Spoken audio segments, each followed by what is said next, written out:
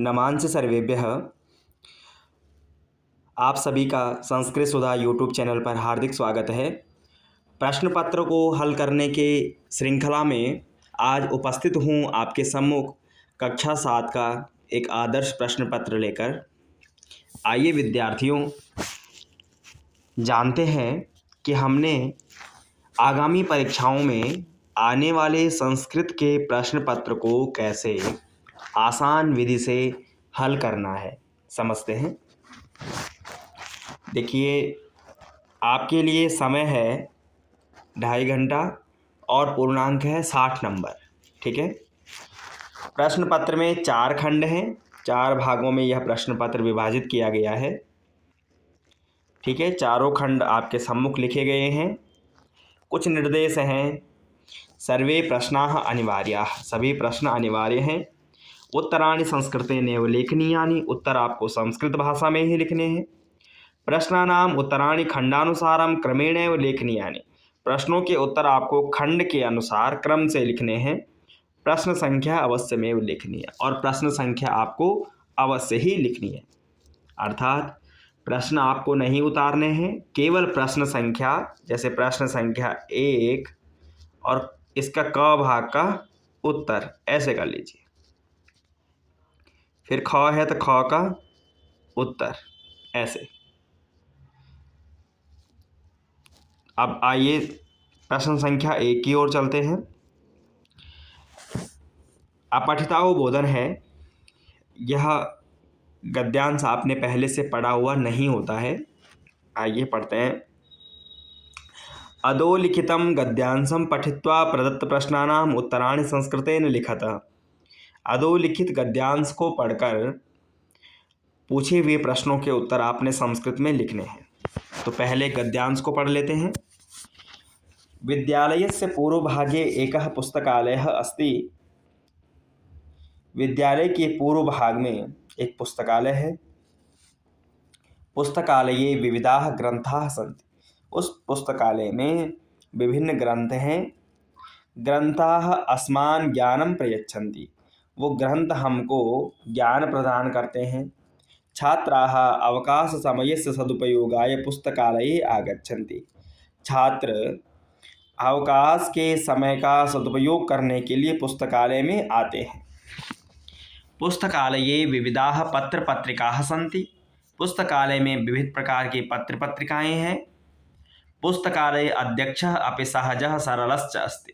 पुस्तकालय के जो अध्यक्ष हैं वो भी स्वभाव से अत्यंत ही सहज और सरल है।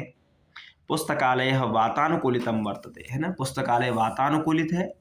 वातानुकूलित अर्थात जिसमें AC लगे हुए हैं, वातानुकूलित है।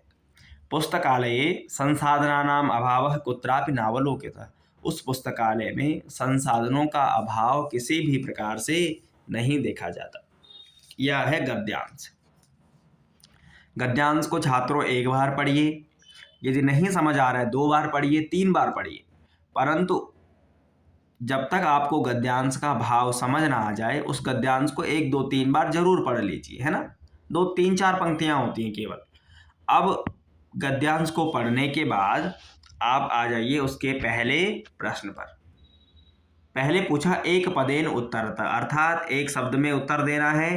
केवलम प्रश्न त्रयम, केवल 3 प्रश्न आपको करने हैं। पूछा विद्यालयस्य पूर्वभागे किमस्ति। तो विद्यालय के पूर्व भाग में क्या है, तो हमने पढ़ा था पुस्तकालय। विद्यालय के पूर्व भाग में क्या है, पुस्तकालय। उत्तर मिल गया। दूसरा प्रश्न है पुस्तकालय कीदृशम अस्ति। ये जो पुस्तकालय है किस प्रकार का है, तो पुस्तकालयः वातानुकूलितम, वातानुकूलित है। तीसरा है ग्रंथाः अस्मान् किं प्रयच्छन्ति, ग्रंथ हमें क्या प्रदान करते हैं, तो ग्रंथाः अस्मान् ज्ञानं प्रयच्छन्ति, ग्रंथ हमें ज्ञान प्रदान करते हैं। चौथा देखिए इसका, पुस्तकालये विविधाः के सन्ति। पुस्तकालय में बहुत से क्या हैं, तो पुस्तकालय में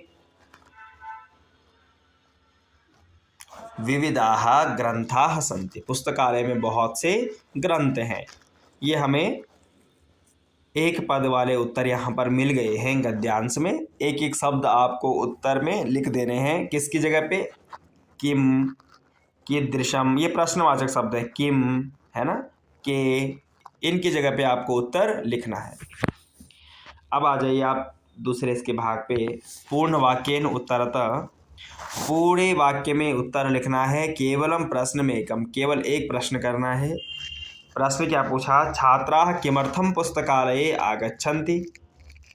छात्र किस लिए पुस्तकालय आते हैं? तो छात्राः अवकाश समयस्य सदुपयोगाय पुस्तकालये आगच्छन्ति, ये इसका उत्तर हो जाएगा। केवल एक ही प्रश्न करना है, इसलिए हम एक ही प्रश्न देखेंगे। अब इसके तीसरे भाग पे आ जाइए। प्रदत्त विकल्पेभ्यः उचितम उत्तरम चित्वा लिखत। केवलम प्रश्न द्वयम, केवल दो प्रश्न करने हैं। सही विकल्प आपको इनमें से चुनना है। जैसे अनेकाः इति पदस्य किम पर्यायपदम गद्यांशे प्रयुक्तम, अर्थात अनेक के लिए गद्यांश में क्या पर्याय पद प्रयोग किया गया है। तो अनेक का क्या पर्याय पद है? हमने पढ़ा था विविधाः।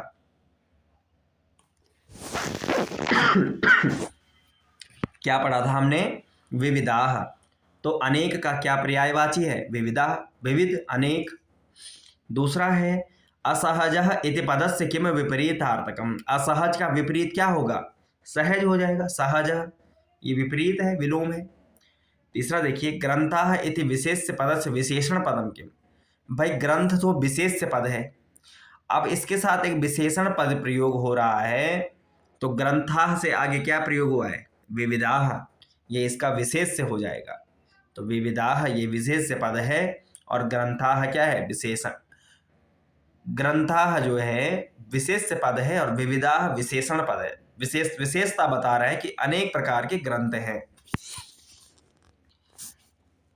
इससे आगे चौथे भाग में द में पूछा अस्य अनुच्छेदस्य कृते उपयुक्तम शीर्षकम संस्कृतेन लिखत। एक नंबर का है।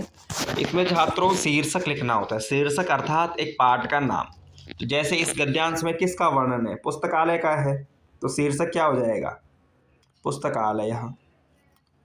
अथवा विद्यालय का वर्णन है तो विद्यालय वर्णनम, है ना। पर्यावरण का है तो पर्यावरण वर्णनम। एक आपको नाम देना है पाठ के लिए, तो ये हो गया शीर्षक। आइए चलते प्रश्न संख्या 2 पर। प्रश्न संख्या 2 में क्या करना है? खंड ख में चित्रम दृष्ट्वा मंजूषा पद सहायतया चत्वारि वाक्यानि रचयत।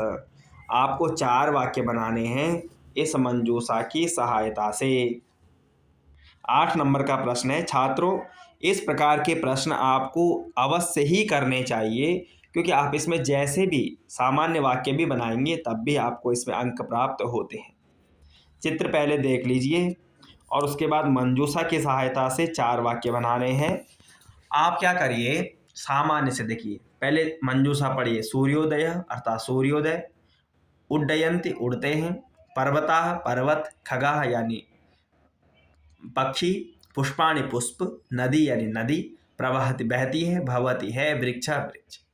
कुछ मत करिए, पहला वाक्य लिखिए। चित्रे सूर्योदयः,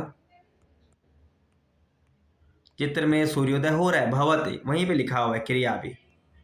चित्रे सूर्योदयः भवति, चित्र में सूर्योदय हो रहा है। पहला वाक्य आपका यहाँ पर बन के तैयार हो गया, सरल सा वाक्य है। उसके बाद दूसरा वाक्य क्या करिए, देखिए कुछ नहीं करना है, सरल सा वाक्य बनाइए। चित्रे पर्वताः सन्ति, बहुवचन है ना तो सन्ति, एक वचन होगा अस्ति। चित्र में पर्वत हैं, ठीक है। तीसरा वाक्य बनाइए। चित्रे पुष्पाणि सन्ति, चित्र में क्या है? पुष्प हैं, बहुत से हैं तो सन्ति आ जाएगा, एक वचन है अस्ति आ जाएगा। चित्रे पुष्पाणि सन्ति। चौथा वाक्य बनाइए। देखिए नदी प्रवहति, तो चित्रे नदी प्रवहति, चित्र में नदी बह रही है। ये आपके 4 वाक्य सरल से बन गए। वहीं पर कर्ता पद भी हैं और क्रियापद भी हैं। आपने बस एक बार पढ़ के उनको सही प्रयोग करना है जिससे एक सरल सा वाक्य बन पाए। इस प्रकार से 4 वाक्य आपको बनाने हैं। नहीं तो यदि आप कर्ता क्रिया जोड़ने में भी असमर्थ हैं तो सरल से बना दीजिए। चित्रे सूर्योदयः भवति, चित्रे पर्वताः सन्ति, चित्रे खगाः सन्ति, चित्रे पुष्पाणि सन्ति, चित्रे वृक्षः अस्ति। ऐसे वाक्य बना दीजिए। ठीक है। विकल्प में आप मम परिचय भी है, आप अपना परिचय लिख सकते हैं 5 वाक्यों में, ये भी आपके पास विकल्प है। प्रश्न संख्या 3 में आ जाइए। आपको मिलान करना है। यहाँ पर मैंने कहा था बच्चों की मिलान के लिए आप पहले कर्ता देखिए, कर्ता किस वचन का है, फिर क्रिया देखिए और क्रिया के अनुरूप फिर कर्म को मिलाइए। आइए देखते हैं कैसे करना है। पहले हम देखते हैं इसमें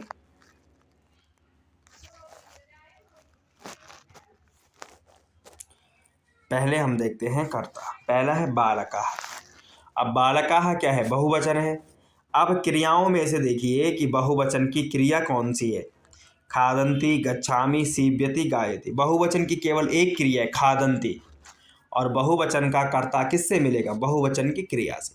अब खादन्ति क्रिया है तो खादन्ति का खाने का संबंध किससे होगा, किसी फल भोजन से। अब कर्म में देखिए, कर्म में खादन्ति कौन है, फलानि। देखिए गीतम वस्त्रम फलानि विद्यालय, तो क्या मिल रहा है, फलानि, तो बालका फलानि खादन्ति। ऐसे वाक्य बना दीजिए।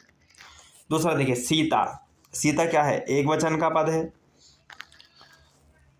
अब एक वचन के पद देखिए, गच्छामि तो होगा नहीं क्योंकि गच्छामि किसके साथ होता है, अहम के साथ, तो ये भी नहीं होगा। सीव्यति और गायति दोनों एक वचन के हैं, तो सीता गायति में हम कर देते हैं सीता गीतम गायति। ये हमने पद बनाया, वाक्य बनाया, सीता गीतम गायति। तीसरा देखिए शौचिक अर्थात दर्जी। अब किससे मिलेगा, गच्छामि से फिर से होगा नहीं, शौचिकः वस्त्रम सीव्यति, सिलने से संबंधित है। और चौथा अहम विद्यालये गच्छामि, अहम के साथ हमेशा कहाँ मिलता है, गच्छामि। अहम गच्छामि, अहम पठामि, अहम असामि। वयम के साथ हसामः, पठामः, लिखामः, गच्छामः। ऐसे वाक्य आप सरल से बना दीजिए। ठीक है। इसमें आपको कर्ता, कर्म और क्रिया, पहले कर्ता से क्रिया को मिलाइए जिस वचन का है, और क्रिया के अनुरूप फिर कर्म मिलाइए। यदि खाने की क्रिया है तो कोई भोजन होगी, पढ़ने की है तो वस्त्र, पढ़ने का है तो कोई पत्र होगा अथवा पुस्तक होगी, है ना। इस तरीके से मिला करके उस वाक्य को बनाइए। प्रश्न संख्या 4 में देखिए छात्रों, बहुत महत्वपूर्ण है। अधोलिखितानाम शब्दानाम विभक्ति ही लिखत। आपको विभक्तियां लिखनी है, 4 नंबर का है, यानी 4 करने हैं। विभक्ति आपने पढ़ी है, 7 विभक्तियां होती हैं और एक संबोधन का रूप होता है, प्रथमा, द्वितीया, तृतीया, चतुर्थी, पंचमी, षष्ठी, सप्तमी और संबोधनम। तो इसमें शब्द दिए हुए हैं, आपको इसमें विभक्ति बतानी है। जैसे मतयः, तो मति शब्द स्त्रीलिंग का है, मति ही, मति, मतयः प्रथमा विभक्ति है, प्रथमा व्यक्ति और बहुवचन का रूप है। शिक्षायै, शिक्षा शब्द है और क्या है, चतुर्थी का एक वचन का रूप है। शिक्षा शब्द क्या है, चतुर्थी। आपको केवल विभक्ति बतानी, पर मैं आपको ज्ञान के लिए वचन भी बता रहा हूँ। चतुर्थी एक वचन, शिक्षायै, रमायै, है ना, ऐसे।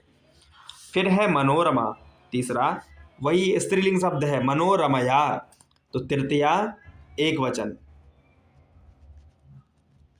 मनोरमया, शिक्षया, है ना, ऐसे। आगे सर्व शब्द का षष्ठी बहुवचन है, सर्वेषाम, जैसे बालकानाम, फलानाम, ऐसे ही। तो सर्व शब्द का क्या है, षष्ठी का, षष्ठी बहुवचन। अगला देखिए वारिषु, है ना, वारि शब्द है और सप्तमी का बहुवचन है वारिषु। वारी, वारिणी, वारिणी ऐसे रूप चलते हैं, तो सप्तमी में बनेगा बहुवचन में वारिषु। ठीक है। इसके लिए आपको शब्द रूप एक बार पढ़ने पड़ेंगे। एक बालक शब्द रूप याद कर लीजिए पुल्लिंग का, एक स्त्रीलिंग का रमा शब्द और नपुंसक लिंग का फल शब्द। उससे आपको विभक्ति का पता चल जाएगा कि कौन से शब्द में क्या विभक्ति है। ठीक है। तो आज के लिए केवल 4 प्रश्न देखेंगे। इसका अगला भाग आपको कल प्राप्त होगा, जिसमें हम प्रश्न 5 से चर्चा करेंगे।